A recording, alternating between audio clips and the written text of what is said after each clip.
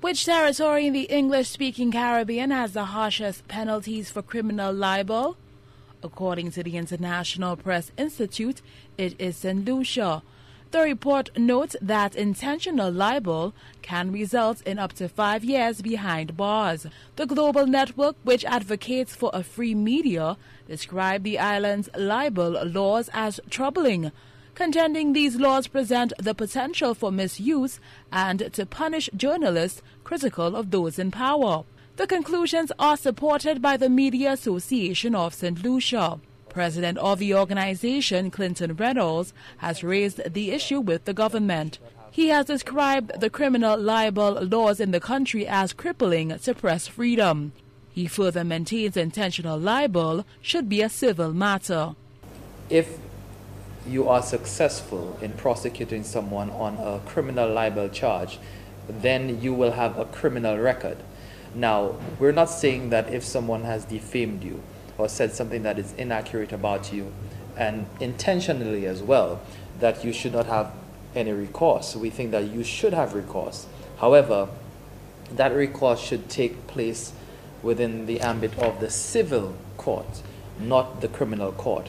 So we see it as somewhat a deterrent to journalists to criticize freely the workings of government and other people in public office, when it is our duty to do so if there is a legitimate reason to do so. Reynolds also laments that similar laws which severely punish individuals found guilty of criminal libel exist across the Caribbean. According to the IPI, defamation laws in the English-speaking Caribbean are differentiated among 3 categories, each dependent upon the intent of the speaker: intentional, reckless, and negligent libel. Reynolds believes such legislation could be exploited to punish journalists who are critical of authoritative figures. As a result, journalists may feel threatened in truly bringing out facts which may put public officials in a bad light. Reynolds contends such laws are a major barrier to true democracy.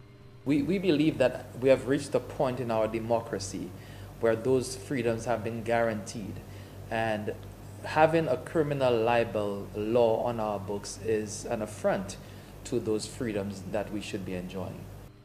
A comprehensive legal review conducted by the International Press Institute confirmed every independent state in the Caribbean maintains some form of criminal defamation that could result in imprisonment.